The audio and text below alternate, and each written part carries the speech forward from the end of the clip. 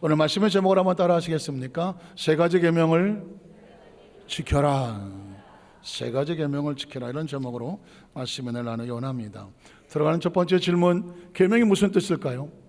오늘 제목이 세 가지 계명을 지키라고 말했는데 계명이 무슨 뜻일까? 황당하십니까?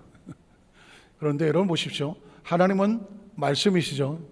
말씀으로 말씀하십니다. 말씀은 단어와 어휘로 기록되어 있습니다. 그러므로 단어와 어휘의 뜻을 정확히 이해하지 못하면 하나님 마음을 알 수가 없는 거죠. 늘 계명이라는 단어를 익숙하게 듣고 있지만 계명이 무슨 뜻일까? 생각해 보셨습니까? 계명을 찾아보니까 계명에 여러 가지 뜻이 있더라고요. 금성을 계명성이라고 말하기도 하고 닭소리를 계명이라고 하더라고. 그러고 보니까 닭소리도 계명이네. 그런데 우리가 말하는 십계명, 이 계명은 어떤 의미일까? 사전을 찾아봤더니 어느 단체나 모임에서 그 조직을 이끌어가는데 반드시 지켜야 될 규정, 이걸 계명이라고 말하더라고요.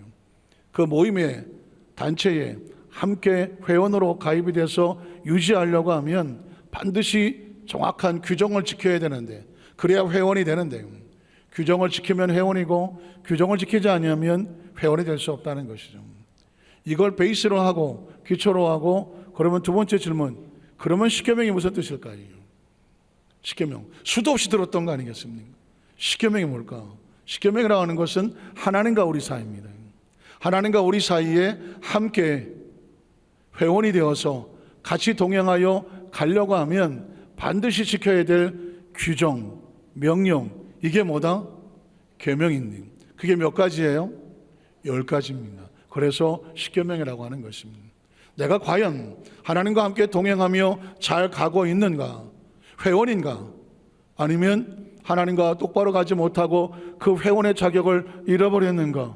이걸 스스로 점검할 수가 있어요. 누가 말해주지 않아도 점검할 수가 있는데, 그건 바로 내가 계명을 지키는가 지키지 않는가, 이걸로 결정할 수 있는 것이죠. 그런데 왜 세 가지 계명이냐? 10가지 계명을 언제 머릿속에 다 계산하겠어요? 제가 말씀을 묵상하다 보니까 이 10가지 계명을 성경은 세 가지로 압축을 하고 있습니다. 오늘 제가 세 가지 계명을 마음판에 잘 새길 수 있도록 말씀이 선포될 때에 여러분의 마음속에 품으시고 계명을 붙잡고 하나님과의 회원된 함께 가는 길이 절대로 어긋나지 않게 되시기를 주의 이름으로 축복합니다. 우린 첫 번째로 나 외에는 다른 신들을 내게 두지 말지니라. 하나님께서 첫 번째 우리에게 말씀하시는 첫 계명은 뭐냐? 나 외에 다른 신을 내 마음에 두지 말아라는 것입니다. 이걸 지켜야 하나님과 동행할 수가 있습니다. 자, 신명기 5장 6절로부터 읽어 내려가겠습니다. 이렇게 우리에게 말씀하시는 하나님의 마음이 뭘까? 저는 성경 속에서 하나님의 마음이 궁금해요. 하나님은 과연 어떤 마음을 우리에게 부어주시길 원할까? 계명을 주시는 하나님의 마음은 뭘까? 한번 생각해 보지 않겠습니까? 자, 6절은 이렇게 시작합니다. 나는 너를 애굽 땅 종되었던 집에서 인도하여 낸 내 하나님 야훼라는 것입니다. 이 계명을 주신 하나님께서 너 이거 계명을 지켜야 돼, 우리 몸에 장애물을 놓는 게 아닙니다. 내가 너를 어떻게 해서 애굽에서 건졌는데, 그리고 광야를 지나가고 가나안 땅에 들어가도록 너를 축복하는 하나님인데, 이 계명은 너의 걸림돌이 아니라 축복의 계단과 같다. 이런 마음으로 계명을 우리에게 주시는 겁니다. 그 다음 절을 보면 이렇게 말합니다. 나 외에는 다른 신들을 내게 두지 말지니라. 다시 말해서 하나님만 우리의 하나님인 것입니다. 우리의 마음속에 다른 어떤 것에 마음을 빼앗기면 하나님의 마음은 원치 않는다. 계속 이어집니다. 그 다음 절을 말합니다. 너는 자기를 위해서, 그러니까 자기 자신을 위해서, 욕심을 위해서, 탐욕을 위해서, 자기 만족을 위해서 새긴 우상을 만들지 말지어다. 위로 하늘에 있는 것이나 아래로 땅에 있는 것이나 땅 및 물속에 있는 어떤 형상도 만들어 그것을 섬기고 그것 앞에 무릎을 꿇고 그것을 자신을 돕는 손길로 알고 인정하지 말아라. 그것들에게 절하지 말아라. 그것들을 섬기지 말아라. 나 내 하나님 야훼는 뭐 하신 하나님입니다. 질투하는 하나님. 질투가 뭘까요? 나 외에 다른 것에 마음을 빼앗겼을 때 그것에 대해서 분노하고 화를 내는 것이 질투 아니겠습니까? 다른 말로 바꾸면 사랑이죠. 하나님은 질투하는 하나님이요 사랑의 하나님이요. 여러분, 그 마음속에 다른 마음을 가지면 나를 미워한다고 말하고 있습니다. 우상을 숭배하는 것, 하나님 외에 다른 신을 마음에 품는 것은 하나님을 뭐하는 거다? 미워하는 것입니다. 이건 죄라고 말합니다. 죄는 대가를 치릅니다. 아버지로부터 아들에게로 3, 4대까지 계속 이어서 그것이 돌아서서 회개하지 아니하면, 하나님의 마음을 가슴에 품지 않고 계속 우상을 섬기면 3, 4대 계속 이르게 하거니와. 나를 사랑하고, 사랑이 뭐예요? 하나님만 가슴에 두고 우상을 섬기지 않는 나를 사랑하고 무엇을 지키는 자, 내 계명을 지키는 자는 어느 데까지? 천대까지 은혜를 베푸신다고 말씀하셨습니다. 자, 11절은 이렇게 말합니다. 너는 하나님 야훼 이름을 절대로 뭐하지 말아라, 망령되일 것이지 마라. 하나님을 외에 다른 신을 섬기는 것은 하나님의 이름을 망령되일 겁니다. 여기서 중요한 단어는 뭘까요? 우상. 나 외에는 내 이름을 망령될 건 자를 죄 없는 자로 인정하지 않겠다. 하나님 외에 다른 신을 섬기면, 그 마음에 우상을 품으면 하나님은 그를 죄로 말하는 것입니다. 여기서 생각할 것은 우상이라는 단어입니다. 우상이라는 단어가 어떻습니까? 좀 낯설지 않습니까? 마치 크리스천들에게는 우상이라는 단어가 무슨 전설 따라 삼천 이럴 때 나오는 그런 것처럼 들리지만, 아이돌이라고 하면 얘기가 달라집니다. 아이돌이란 말은 우상이란 뜻이거든요. 대한민국 10대, 20대의 남자들의 마음을 훔치는 여성 그룹이 있는데 뉴진스입니다. 뉴진스 잘 모르시는가요? 예. 우리 교회 성도들은 오직 기도와 간구로 전도만 하시는 분입니다.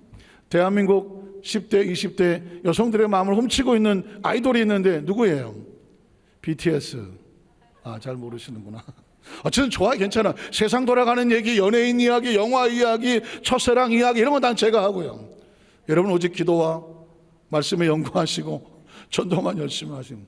문제는 뭐냐면 대한민국의 중년의 여성들의 마음을 훔치고 있는 아이돌이 하나 있습니다. 그 아이돌, 트로트 아이돌 이름이 누구예요? 임영웅. 성가대 임영웅. 나는 임영웅 팬카페 회원이다. 손 들어보세요. 아까 보니까 있는 것 같은데 권사님이 손 드셨어. 지금 대한민국 중년 여성들의 그 허전한 마음을 임영웅이 채우고 있다. 우리 이런 얘기를 들어봤습니다. 제가 아는 목사님이 그 교회 여선교회가 아니고 여전도회 회장님이신데, 이분이 임영웅 팬카페의 어느 모임의 회장님이라는 거예요.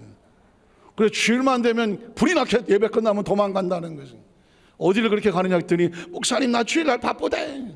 왜 바쁘냐 했더니, 임영웅 팬카페 내가 회장인데 가서 지금 그 할 게 많다고 그러더라고요.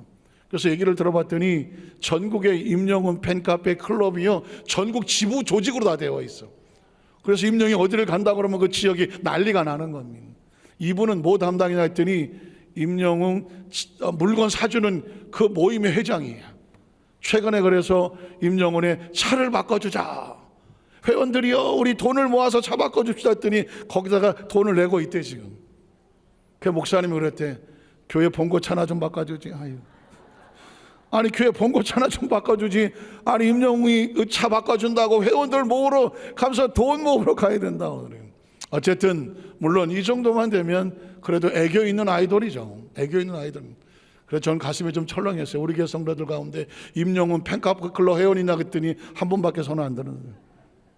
여러분 보십시오. 그런데 오늘 저와 여러분이 내 마음속에 하나님 외에 다른 것을 훔치고 마음속을 차지하고 있다면 그게 우상입니다. 어느 목사님이 저 소록도의 나은저촌에 부흥회를 갔다고 합니다. 소록도에도요 교회가 있어요. 그리고 그 교회는 대한민국 어떤 교회보다도 가장 뜨겁게 예배를 드린다고 합니다. 손발이 떨어져 나고 얼굴이 떨어져 나고 콧날이 떨어져 나고 피고름이 나고 붕대를 싸매고 이 땅에 소망이 없잖아요. 어쩌다가 그 문둥병에 걸려서 한장병에 걸려서 그 처참한 곳에서 오로지 소망은 하늘밖에 없어. 그래서 얼마나 예배를 드리는데 그렇게 은혜롭게 뜨겁게 예배를 드린다는 겁니다. 근데 그들의 소원이 뭐냐? 기도 제목이 뭐냐면, 하나님 우리 여기서 나가게 해주세요. 나 좀 나가게 해주세요. 그래서 사회로 나가기 전에 정착촌이라는 곳이 있다는 겁니다. 그러니까는 문둥병의 어떤 증세들이 어느 정도 진전이 되지 아니하고 어느 음성으로 좀 바뀌어지면서 사회에 나가기 직전에 정착을 하는 정착권입니다. 그런데 그곳에 만약에 정착을 하게 되면 이제 나환제철에 나왔기 때문에 비로소 정상인들과의 어떤 접촉이 되는 곳이요. 그러니 그 기도 제목이 너무 절박한 거예요. 그런데 이 목사님이 한 번은 그 정착촌에 있는 교회 초청을 받아서 거기 부흥회를 갔대요. 그랬더니 거기 가보고 깜짝 놀랐다는 것입니다. 주일날 예배가 텅텅 비더라는 겁니다. 그렇게 정착전에 가게 해달라고 눈물로 기도하던 사람들이 정작 정착전에 갖다 놓았더니 하나님을 예배하는 예배의 모습이 사라졌다는 거예요. 왜 그러냐 그랬더니 그 정착전에 가게 되면 자기가 아이를 낳을 수 없고 하기 때문에 다른 아이들을 데려다가 입양을 할 수 있다는, 수양 아들을 삼을 수 있다는 것입니다. 그러니까 가족이 없다가 자식이 없다가 수양 아들이라도 생기다가 보니까 아이고 내 새끼구나, 자식이 생겼다는 이 마음이 들어오니까 이제 온통 마음을 어디다 뺏기냐? 그 자식에게 뺏기는 겁니다. 아이고 내 자식, 아이고 내 자식, 자식. 아무리 교회에서 뭐 예배를 한다고 할지라도, 행사를 한다고 할지라도 아이고 내 자식, 아이고 내 자식. 이제는 자식이 우상이 되어버렸습니다. 그렇게 하나님 앞에 눈물로 기도하던 그 뜨거웠던 성도들이, 이 사람들이 정착전에 막상 갖다 놨더니 자식을, 수양 아들을, 수양 딸을 얻고 나니까는 마음이 다 거기다 떼어박혔어.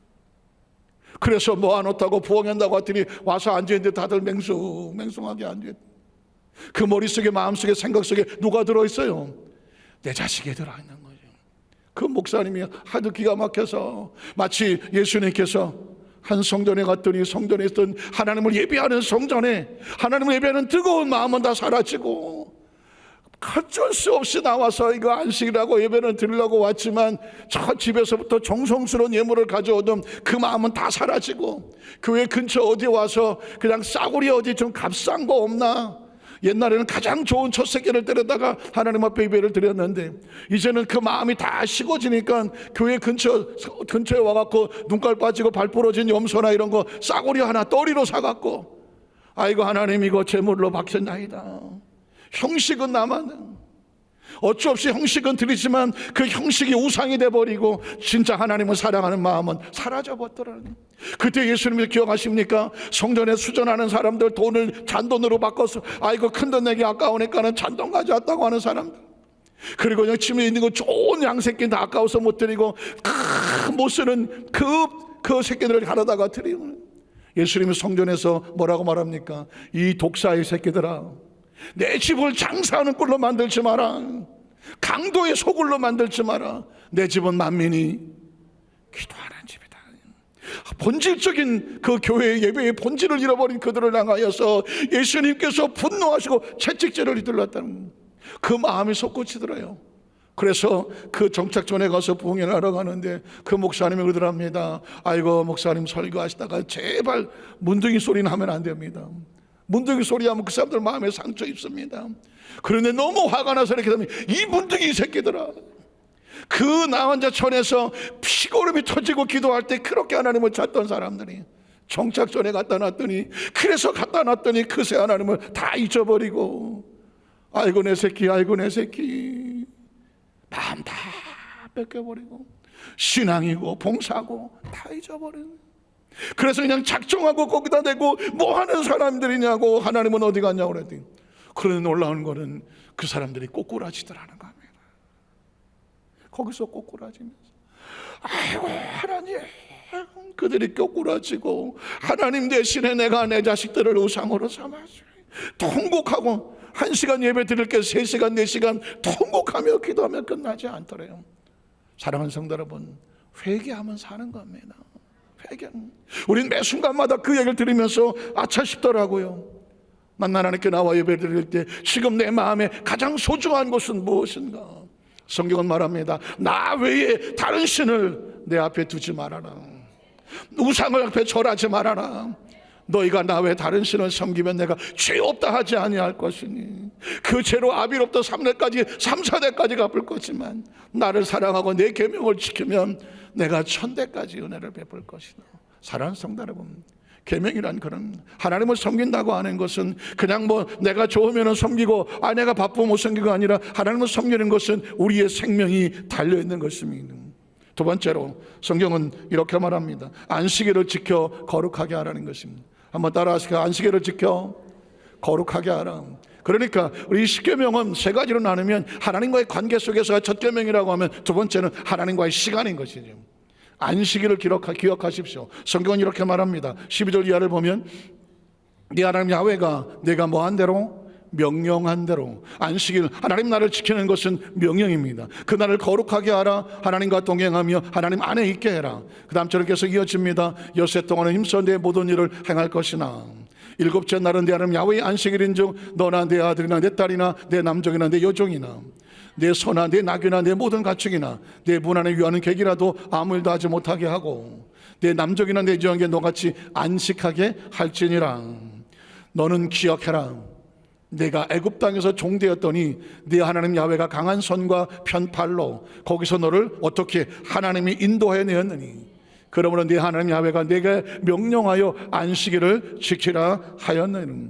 기억하십시오. 하나님은 저와 여러분을 그 안식일 엿새 동안 일했는데 일곱째 날 또 하나님 앞에 나와서 뭐 예배 안 하고 그래. 힘들어 죽기. 우리를 힘들려고 하는 게 아닙니다. 우리를 살리려고 하는 것입니다. 여러분 보십시오. 우리 육체가 살려면 기본적인 세 가지는 반드시 지켜야 됩니다. 하나가 뭘까요? 잠을 자야 되죠. 잠을 못 자면 사람은 생명은 살지 못합니다. 잠을 자는 동안에 하루의 피로가 사라지고 다음날 할 수 있는 새로운 생명이 재충전되어지는 것입니다. 잠이란 우리를 살리려고 하는 것입니다. 음식이 그렇습니다. 여러분 음식을 안 먹으면 금식하는 사람들 40일을 버텼다고 하지만 물을 먹으면서 40일이죠. 그러나 음식을 먹지 않으면 어떤 생명도 살지 못합니다. 글자 그대로 굶어 죽게 되어 있습니다. 물을 마시지 않으면 어떻을까요? 물을 마시지 않으면 3일 4일 아마 일주일 정도 물 안 마시고 온 몸이 아마 이상이 와서 살지 못할 것입니다. 기본적인 세 가지는 생명 유지하는, 이건 좋거나 싫거나 마음에 들거나 안 들거나 기본적으로 잠을 자야 되고 물을 먹어야 되고 음식을 먹어야 되는 것입니다. 생명은 그렇게 존재합니다. 우리 영혼이 그렇습니다. 영혼은 하나님 안에 들어와야 비로소 안식하게 되는 것입니다. 예배 가운데 우리 영혼이 힘을 얻는 것입니다. 말씀 가운데 우리가 힘을 얻는 겁니다. 그래서 사람은 떡으로 살지 않냐고 하나님께서 나오는 말씀으로 살아간다기는 하나님의 양식을 말하는 것입니다. 우리 영혼의 기쁨을 얻을 수 있는 것은 찬양과 말씀을 듣고 기도하는 가운데 우리 영혼이 비로소 소생이 되는 것입니다. 여러분 생각해 보십시오. 한 일주일 동안 전혀 기도하지 않냐고, 전혀 말씀 듣지 않냐고, 전혀 찬양하지 않냐고, 전혀 예배하지 않냐고, 여러분의 어떤 육신의 동력과 한번 이상의 자랑으로 마음껏 살아보십시오. 아마 육신은 등 따시고 배는 편하다고 말할지 몰라요. 그러나 기억하십시오. 영혼은 피투성입니다. 영혼은 피투성이로 전력하고 하나님을 인식하지도 못하고 느끼지도 못하고 처참하게 곤고하게 피투성 나가 떨어집니다. 이건 여러분만 그런 거 아닙니다. 강단의 설교는 저도 마찬가지입니다. 하나님의 말씀을 잊어버리고 기도하지 않냐고, 찬양하지 않냐고, 예배하지 않냐고 일주일마다 쳐박아 보십시오. 제 영혼은 피투성이로 날아갑니다. 인간의 영혼은 하나님의 말씀이 아니면 살지 못합니다. 하나님을 예배하지 않은 편은 우리 영혼은 살아나갈 수가 없는 겁니다. 그러므로 우리가 안식일을 지키라고 하는 것은 하나님을 위해서 하는 것이 아닙니다. 우리를 살리려고 하는 것입니다. 예배가 우리를 살리는 것입니다. 제가 서두에 말씀드렸습니다. 여러분이 이 자리에 나올 때 결코 편안하게 나오지 않았을 겁니다. 어떤 사람은요 정말 처절하고 절박하게, 내가 오늘 일어나기도 힘들고 숨을 쉬기도 힘들지만 하나님의 날이라고 생각하고 용기 내서 일어나고 힘을 내서 하나님을 향하여서 정말 뚜벅뚜벅 걸으면서 피눈물 흘리며 나와 이 자리에 나와 있는 사람도 있을 겁니다. 자, 어제 지난 그 며칠 때 보니까 그분은 못 늦추겠지만 예배를 조금 5분 정도 늦으신 것 같은데 들어와서 딱 앉자마자 안도의 한숨을 쉬시더라고요.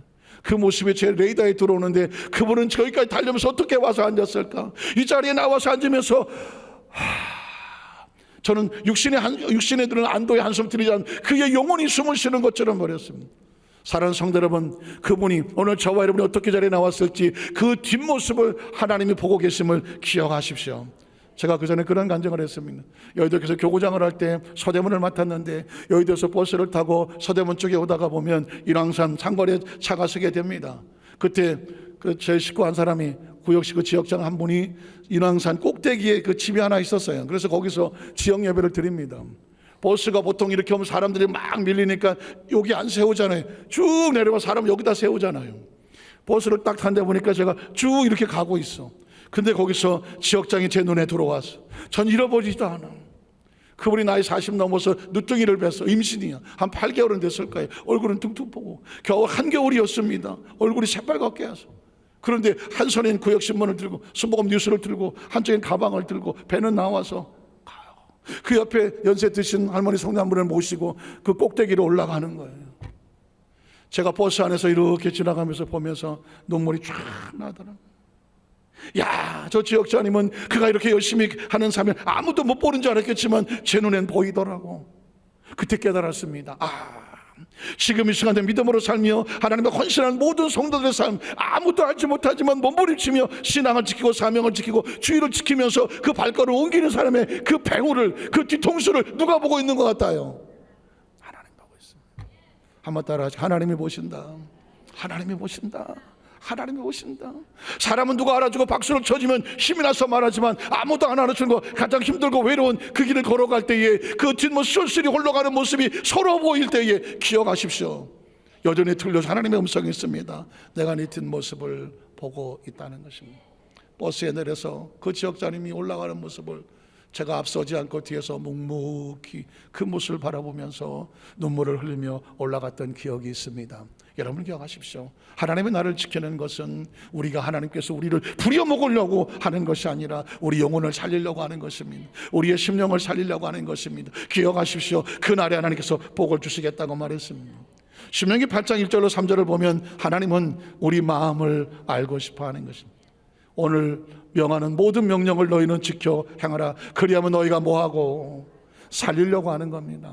번성하고 그 다음 절에 야훼께서 너희 조상들의 맹세하신 땅에 들어가 그것을 약속을 이루어 차지하게 하려고 네 하나님 야훼께서 이 40년 동안에 내게 광야길을 걷게 하신 것을 반드시 기억해라. 너를 낮추시며 너를 시험하사 내 마음이 어떠한지 그 명령을 지키지 않는지 알려고 하시는 것이다.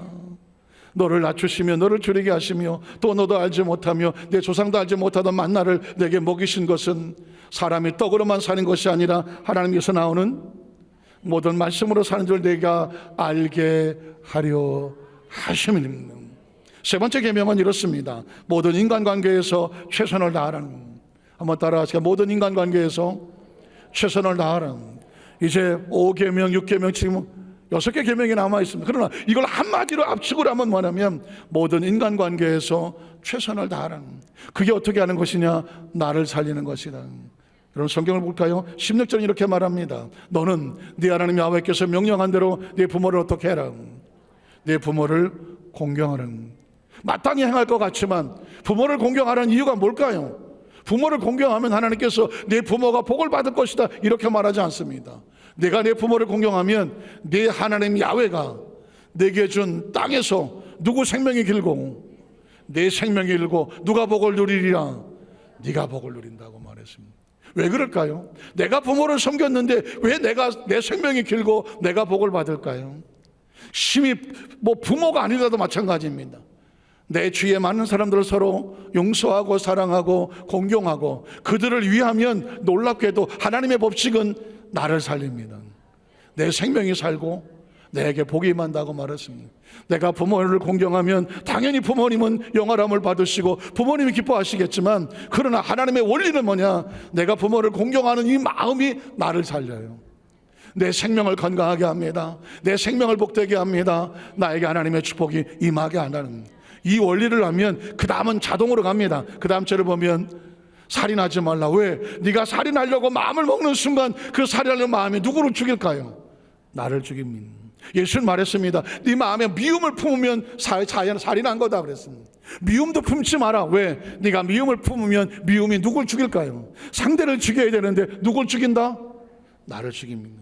이건 심리학, 정신학, 누구든지 정신학교가 다 아는 이야기입니다. 미워하는 순간 상대가 죽지 않아요. 내가 죽어요. 그러면 살인하지 말라는 얘기는 상대방의 목숨을 귀히 여기라는 얘기니까 나의 목숨을 귀히 여기라는 겁니까? 너를 귀히 여기라는 것입니다. 제가 여러분에게 아주 철저하게 이기적이 되라고 말씀을 드리겠습니다. 철저하게 여러분이 이기적이 되십시오. 이기적이 뭘까요? 여러분을 사랑하십시오. 여러분을 소중히 여기십시오. 여러분을 귀히 여기십시오. 자신을 소중히 여기는 사람은 미워하지 않습니다. 미움을 여기다 담지 않습니다. 자신을 소중히 여기는 사람은 살 의를 여기다 담지 않습니다. 왜 그럴까요? 내가 죽고 내가 먼저 상하기 때문입니다. 자, 그러면 그 다음 절은 그냥 하는 거죠. 그 다음 절은 뭐라고 말합니까? 가늠하지 말라. 가늠이라는 단어는 상대방 육신의 정욕감을 이상해서 순간적인 감정 욕구를 채울 수 있을지 모르지만 기억하십시오. 그 영혼은 피투성이로 나가 떨어지는 겁니다. 육신의 잠신의 그 기쁨을 해서 자신의 영혼을 피투성이로 던져버리겠습니까? 그게 가늠입니다. 기억하십시오. 자신을 소중히 여기는 사람은 가늠하지 않습니다. 가늠하지 않습니다. 포기하지 않습니다. 거기에 굴복하지 않습니다. 감정과 기분에 무릎 꿇지 않습니다. 왜? 내 영혼은 소중하니까. 기억하십시오. 그 남자도 마찬가지입니다. 도둑질하지 마라. 탐욕이죠. 다른 것을 도둑질하면 손에 쥐면 그 순간에 와 내가 가졌다 할지 모르지만 기억하십시오. 자신의 영혼은 피투성이로 나가 떨어졌습니다. 도둑질을 하는 사람은 자기를 소중히 여기는 사람이 아닙니다. 자기 영혼을 팔아서 물건의 가치를 잠시 얻었지만 대가를 치를 것입니다. 그래서 도둑질하지 말라는 것입니다. 그 다음 절을 보면 네 이웃에 대해서 거짓 증거하지 말아라. 다른 사람을 이간질하고 거짓말을 하고 남의 소문을 내면 혹시 자신의 마음에 일시적으로 기분이 좋을지 모르지만 기억하십시오. 그 순간 거짓을 말한 순간 자기 영혼은 피투성이로 나가는 겁니다. 여러분, 세상이 그렇게 만만하지 않습니다. 우주의 법칙이 만만하지 않습니다. 하나님의 나라의 법칙이 만만하지 않습니다. 사람은 무엇으로 심든지 그대로 거두는 것입니다. 한번 따라하시죠. 사람은 무엇으로 심든지 그대로 거둔다. 이 법칙을 꼭 기억하셔야 돼. 그래서 살인하지 말라는 겁니다. 가늠하지 말라는 것입니다. 도둑질하지 말라는 것입니다. 이웃을 내 거짓 증거하지 말라는 것. 이건 심어지는 것이, 이걸 심으면 누가 당합니까? 내가 당하는 겁니다. 하나님은 우리에게 우리를 소중히 여기기 때문에 우리를 살리려고 이런 계명을, 규정을 정해놓은 것입니다. 그 다음 절을 뭐라고 말할까요? 내 이웃의 아내를 탐내지 말지니라. 내 이웃의 집이나 그의 밭이나 그의 남종이나 그의 여종이나 그의 소나 그의 나귀나 내 이웃의 모든 소유를 뭐하지 마라. 탐은 욕심입니다. 그 탐심이 내 속에 들어오는 순간 내 속은 피투성이로 전락해버리는 것입니다. 기억하셔야 돼요. 오늘 계명이라고 하는 것은 성경 시험 보자고 10가지 만들어 놓은 것이 아닙니다. 우리가 하나님 앞에서 하나님 관계가 온전히 가느냐 깨어지느냐가 달려 있습니다.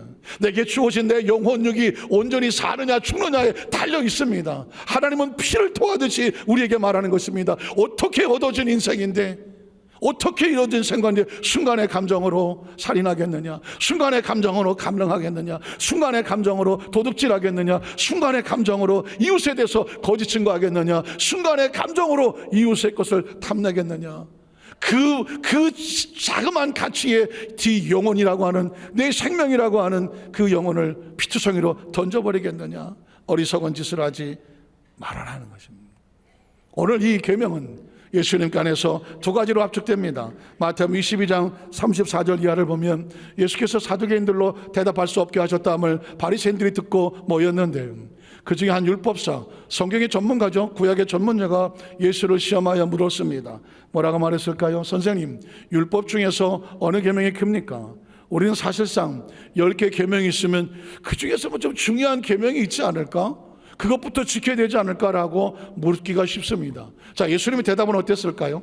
그 다음에 보면 예수께서 이르시되 네 마음을 다하고 목숨을 다하고 뜻을 다하여 주의 너의 하나님을 뭐해라. 10가지 중에서 어떤 게 크냐, 이게 중요하지 않아요. 계명은 10가지 20가지 가지수가 중요하지 않아요. 계명은 마음이 중요한 거예요. 그 마음은 하나님 사랑하라고 계명이 있는 겁니다.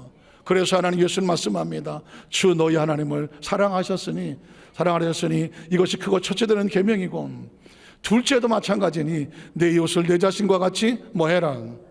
사랑하라. 제가 말씀드렸습니다. 여러분, 철저하게 이기주의자가 되십시오. 철저하게 여러분이 이 땅에서 제일 소중합니다. 여러분이 없는데 뭐 부모가 무슨 소용이 있습니까? 여러분이 없는데 무슨 이웃이 소용이 있습니까? 여러분이 없는데 뭐 무슨 자식이 소용합니까? 여러분이 중요해요. 스스로 여러분을 최고로 사랑하십시오. 그럼 어떻게 될까요? 내 자신을 사랑하는 것처럼 이웃을 뭐 하게 됩니까? 사랑하게 되는 겁니다. 네 자신이 소중하면 누구를 사랑하게 됩니까? 하나님을 사랑하게 되죠. 난 소중한 존재이기 때문에 하나님 안에 있을 때 내 소중함이 존재되거든요. 하나님을 섬기지 않는 사람은 자기를 소중히 여기는 사람이 아니라 자기를 마음껏 버리는 사람이거든요. 이웃과의 관계를 소중히 여기지 않는 사람은 자기 자신을 사랑하지 않는 사람이라고 말하는 거예요. 그래서 키워드는 여기 있습니다. 내 자신과 같이 이웃을 사랑하라고 말하는 것입니다.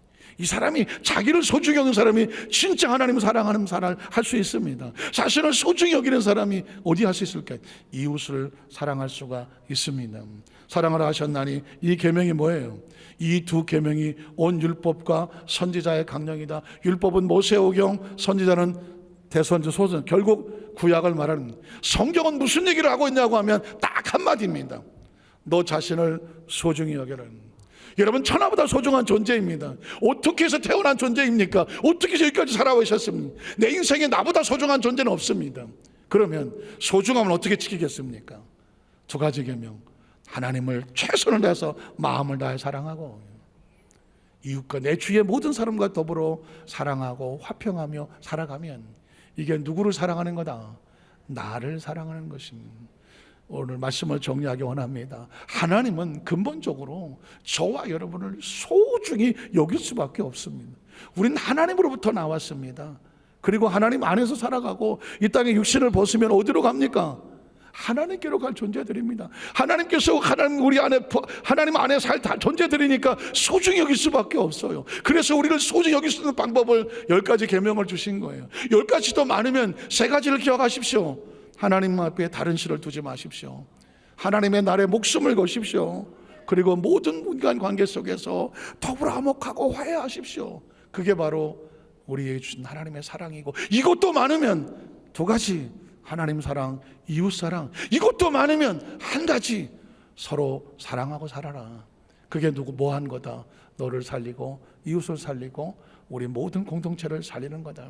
이 말씀을 가슴에 끌어안고 어떻게 해서 여기까지 왔는데, 앞으로 120, 150을 마음껏 사셔야 되는데 150이 너무 많은 것 같아요. 아멘을 안 하시는 거예요. 이 땅의 삶에 존재하는 동안 정말 행복하고 아름답고 하나님 안에서 안전하고 소중한 삶을 살아가시기를 주님의 이름으로 축원합니다. 기도하겠습니다. 전능하신 하나님 아버지,